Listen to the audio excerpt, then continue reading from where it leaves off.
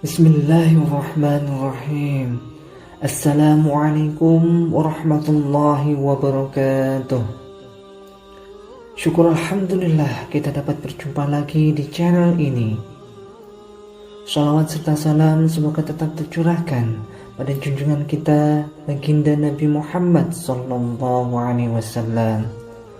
Allahumma salli ala Sayyidina Muhammad wa ala ali Sayyidina Muhammad.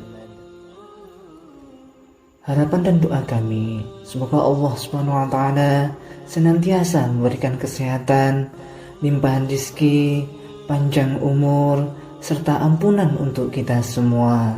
Amin amin ya rabbal alamin.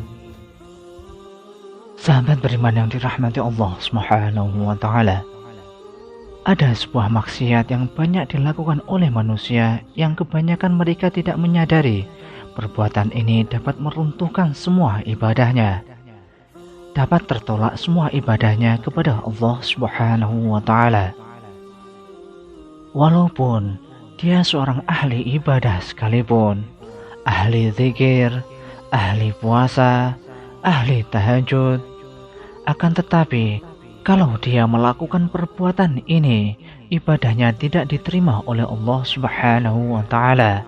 Bahkan dia selalu di dalam murkanya Allah dan murkanya Rasulullah sallallahu alaihi wasallam.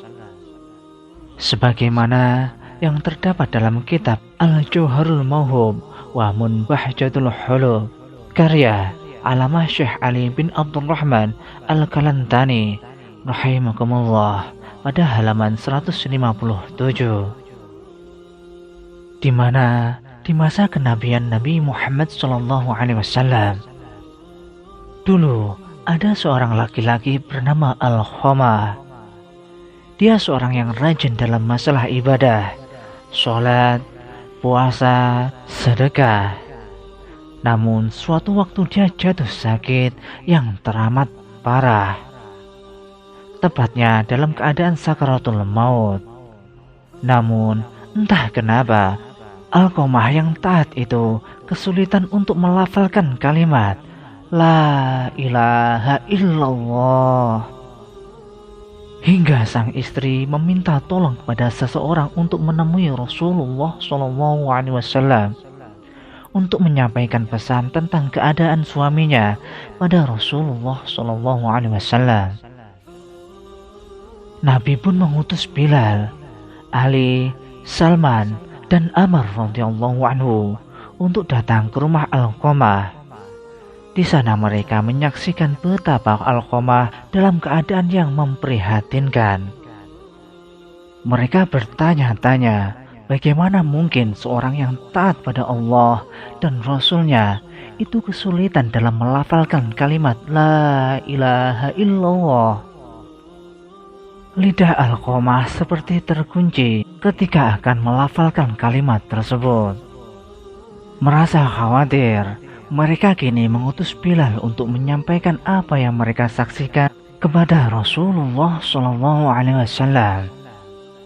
Rasulullah pun bertanya, apakah Al-Khomah masih memiliki ayah dan ibu? Ayahnya sudah meninggal, tapi dia masih memiliki seorang ibu yang sudah renta. Jawab Bilal apa adanya. Baiklah, temuilah ibu Al-Khomah. Aku titip salam untuknya. Jika dia masih mampu berjalan, dia bisa menghadapku. Jika tidak bisa, maka aku akan ke sana. Rasulullah menitahkan itu kepada Bilal. Sebagaimana yang dikatakan Rasulullah, Bilal menyampaikan itu pada ilmu Al-Khomah tanpa menambah dan mengurangi. Lebih baik aku yang menemui Rasulullah, ucap ibu Al-Khomah. Meski sedikit tertatih-tatih dengan tongkat sebagai penyangga, ibu Al-Khomah menemui Rasulullah. Dia mengulurkan salam dan langsung disambut Rasulullah SAW. Jadi, bisakah ibu menceritakan bagaimana keadaan Al-Khomah yang sebenarnya?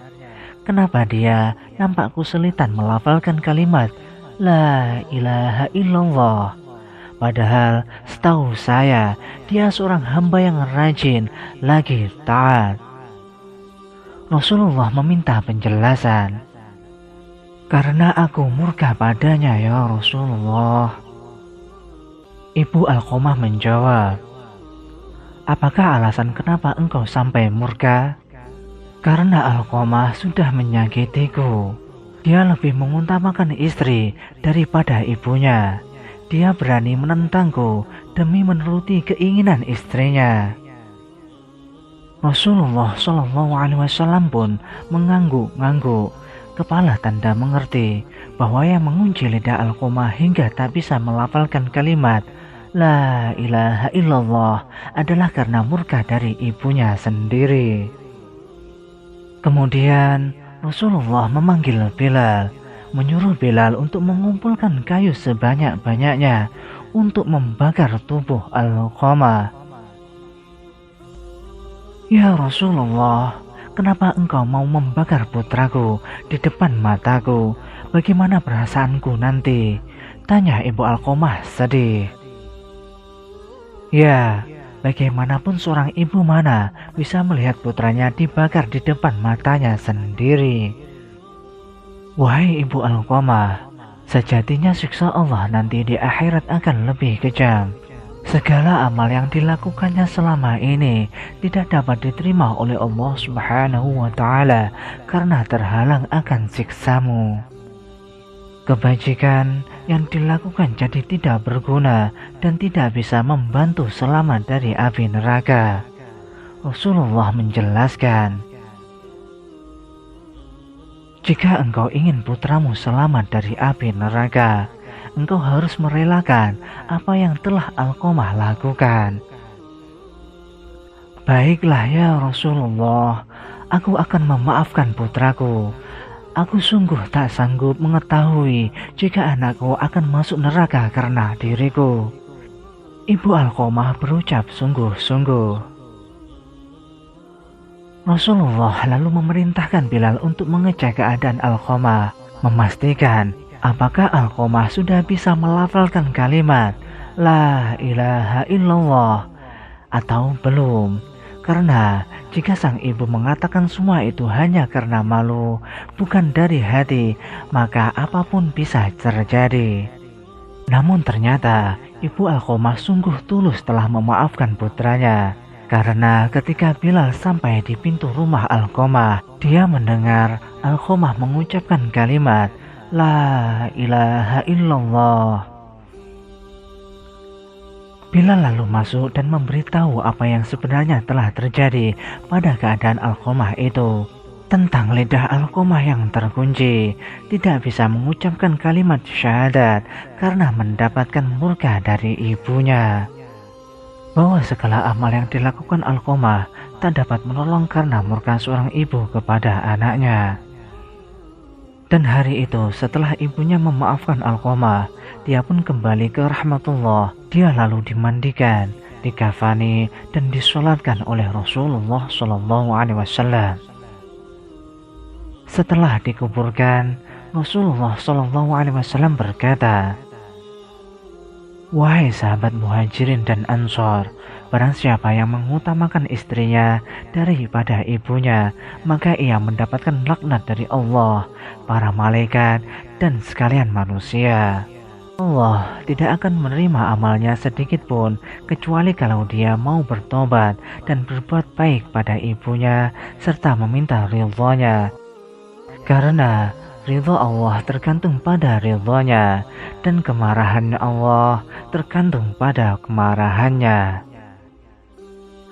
Sahabat beriman yang dirahmati Allah Subhanahu wa Ta'ala, inilah dosa yang sangat besar yang dapat tertolak semua ibadah-ibadah yang lain, yaitu tidak mendapatkan keridhaan dari kedua orang tua, durhaka kepada ibu, durhaka kepada ayah. Pada akhirnya kita hanya bisa memohon kepada Allah Subhanahu wa Ta'ala, semoga kita semua selamat dari durhaka kepada orang tua kita. Amin, amin ya rabbal alamin. Demikianlah sahabat yang dapat kami sampaikan. Semoga dapat bermanfaat untuk kita semua.